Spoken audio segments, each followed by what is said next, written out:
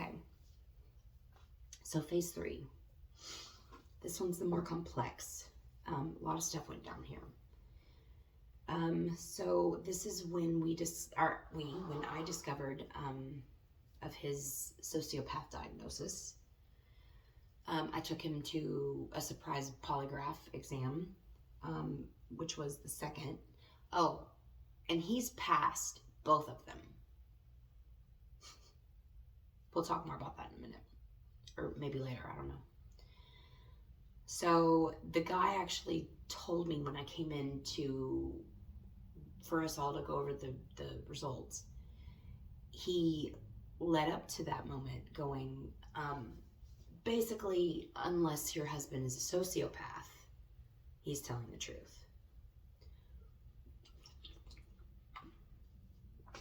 And at that point, sociopath, narcissist, psycho, it's like, could you give an actual definition of each one of those terms? Nope, I couldn't. I just knew that they were in the same pot, but I couldn't tell you what differentiated one from the other. I could guess, but it was a bland kind of general, very vague and largely vague pool. But so I held on to that word sociopath, and I went home and I started researching the shit out of that word.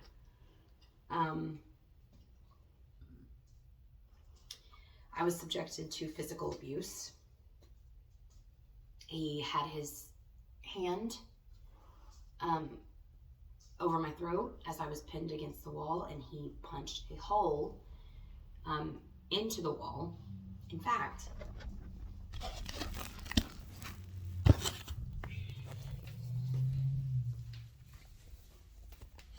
just going to show you.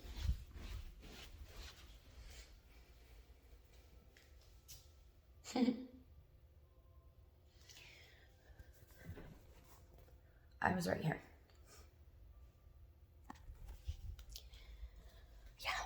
Yeah. So,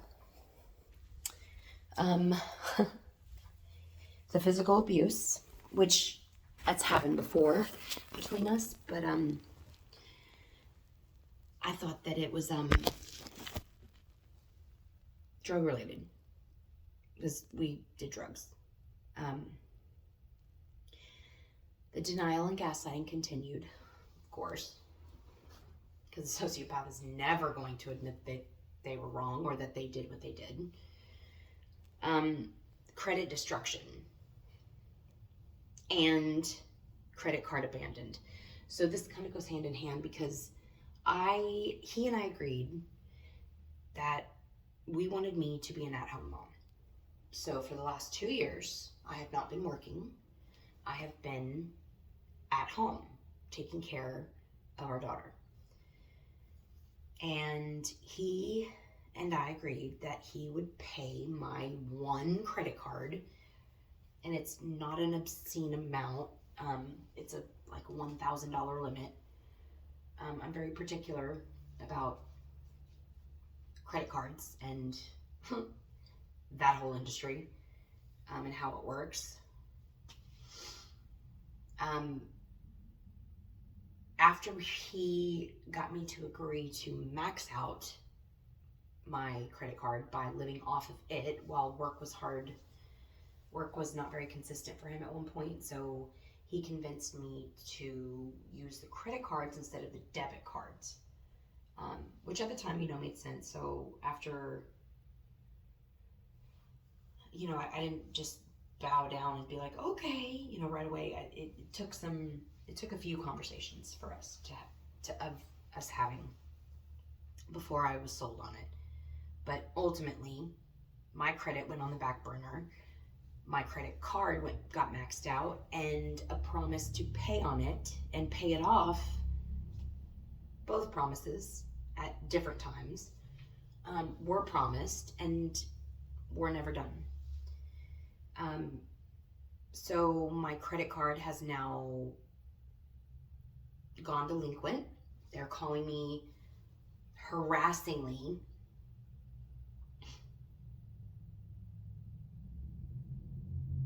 And it's like $800. Meanwhile, we've paid his credit cards, which he has like 8 of 20 grand, twice.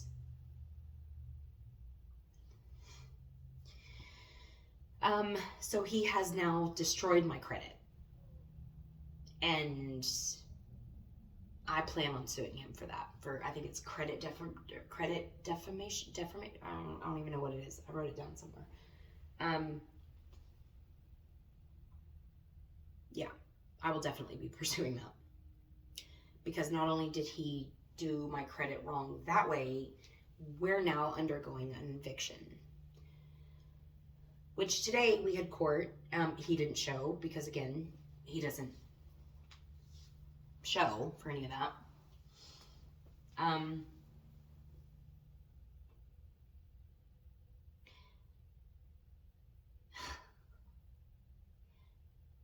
So now I have an eviction on my credit.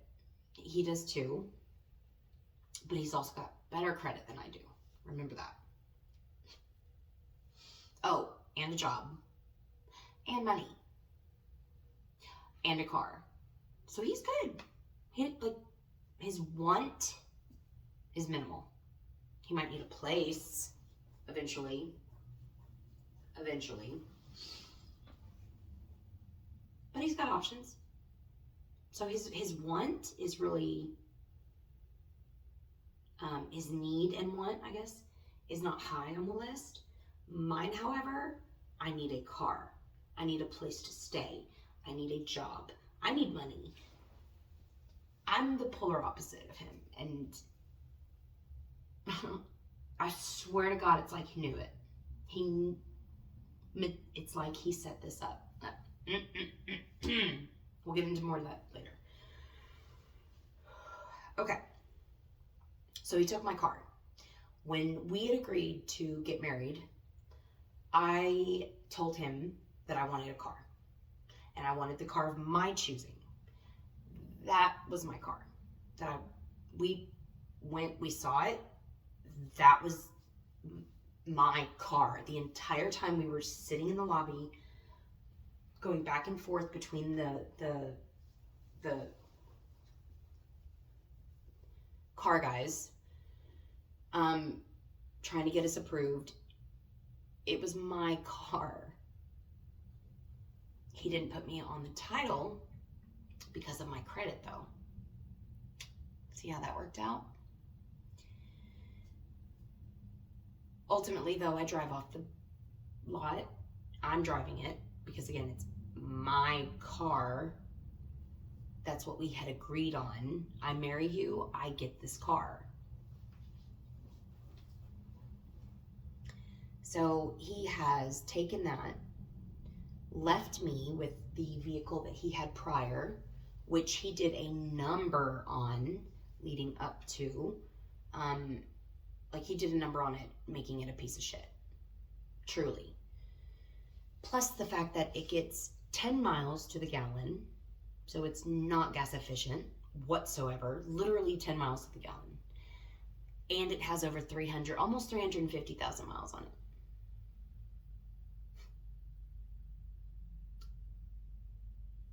Oh, no air. It doesn't blow at all. So if it's pouring rain, which it has been a lot lately, I can't even put on the defrost. So, the windshield wiper on the driver's side doesn't work, just the passenger side. The roof leaks on the top, around where the light is.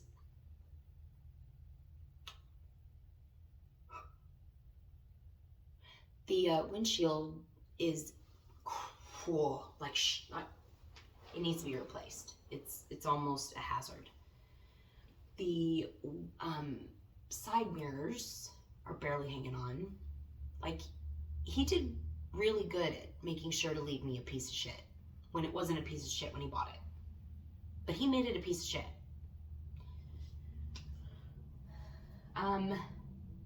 So I was left with that while he took the car. When I found out during, phase 1, I kicked him out. He was living in the truck for 6 months. Boo-hoo.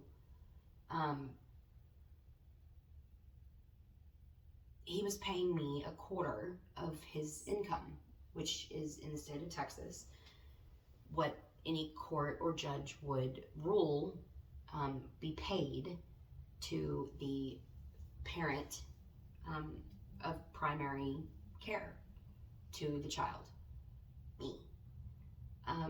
So he was giving me $250 a week.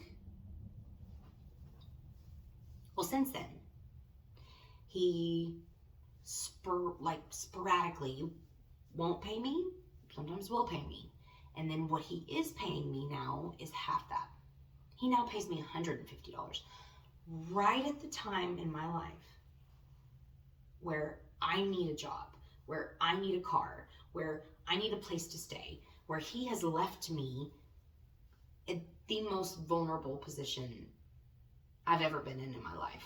All because I did what every woman, wife is supposed to do: submit, trust, and let them lead. I just did it with the wrong son of a bitch. So he's paying me, instead of $250, now he's paying me $150, and that's hit or miss. That comes with conditions, for sure. And they're always controlling. There's always a motive of control behind it. Like a couple weeks back, he asked that I turn in the modem to AT&T. I told him that I hadn't yet, and he said, well, if you don't, then I'm going to assume that the fee that they're going to charge me because you're not going to turn it in is the fee that I'm just going to go ahead and deduct from sending you. I didn't know that that's how that worked, but if that kind of gives you an insight of his immature mentality of tit for tat, or fuck you before you can fuck me approach. Oh, and then the fact that this is our daughter who I'm using this money to maintain, feed, do all that stuff throughout the week. This just kind of goes to show his thought process, who this person is. The eviction, CPS. So we're now being evicted. He doesn't come to any of the hearings. I'm the one that has to have the conversations with the landlords. I feel like the unwanted, overstayed, welcomed guest who can't leave because they're waiting on their ride to pick them up who's not here. It's a very uncomfortable feeling.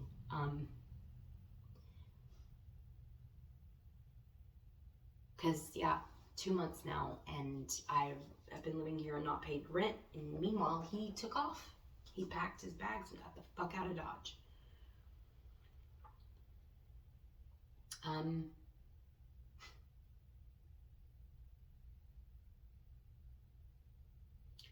So we're now going through an eviction. That happened today, so the judgment actually is official. So 7 years, that goes against me. And it goes against him too, but again, his want is nowhere near mine. CPS. So CPS was called because of the physical abuse that that happened one night, which he actually lied to CPS, telling them a different version of the story. Now it's all said and done at this present moment in time. It's been closed. But CPS was involved. I filed a police report. I'm actually talking with people with free legal aid to help me with divorcing him. And I'm going to take full custody because he disappeared off the map of reasonability, rationality, and anywhere close of anything of what I thought I knew him to be. So I don't know what he's capable of and what he isn't capable of. Therefore, no, I don't want him anywhere near my daughter. And if that means that I don't have a love life because I don't have a social life because I always have my daughter at home, that's fine. So be it. So be it.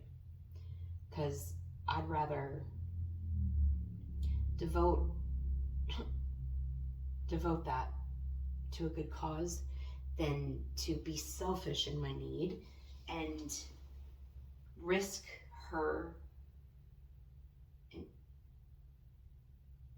innocence. I can imagine what parents feel when their child comes to them and tells them that they were abused by someone in the family.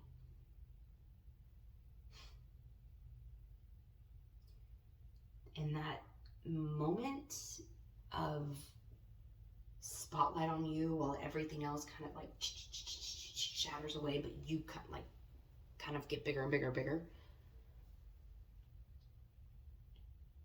That's all on you. I'd rather be alone than have to face that or be responsible for that. So that's phase 3. I hope the testimony was understood and I really, really meant what I said about challenging someone out there who believes that their testimony is similar or worse or even close.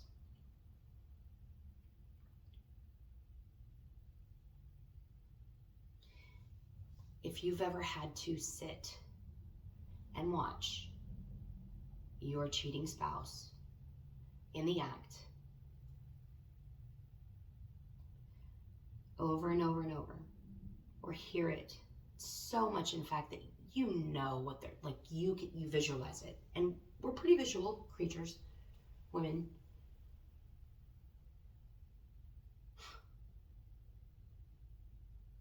And then for him to sit there and look at you and be like, you're hearing voices, it wasn't me. So much, in fact, that he actually acts it to the point of frustration with pinning me to a wall by my throat and punching a hole in it. To this very day, he has other people convinced that they're voices in my head, because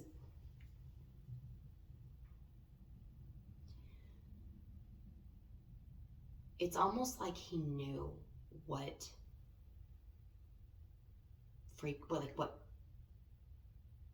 frequency to keep the whispers at in order to keep the audible vocals to a very minimum. So like only people with really good hearing could hear it, and not many people have really good hearing. And there were contraptions that he brought that he turned on that made more noise. There was a can that almost sounded like a spray paint can that's empty with that little rattle inside that he put under the seat where the recorder was. And then the whispering. It's really hard for especially older people to hear the whispers through the noise. Even though I did the noise reduction, it's still hard because there's no actual vocal cord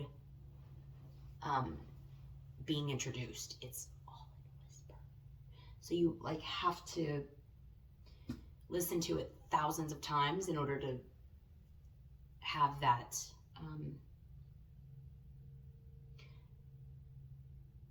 it's actually a phenomenon. It's, if you Google it, why is it that I can hear something on the 10th time, but I couldn't hear it on the first time. It's a phenomenon.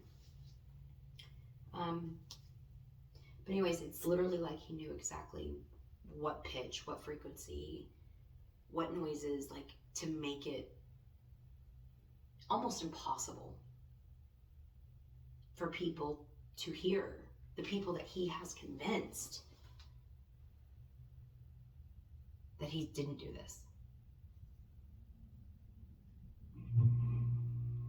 That or there's some kind of demonic like protection over it.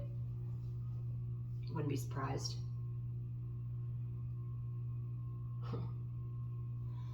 All right, guys. I hope y'all enjoyed it. Because I didn't. You think you can one-up it? Bring it, please. See you next time. Thanks.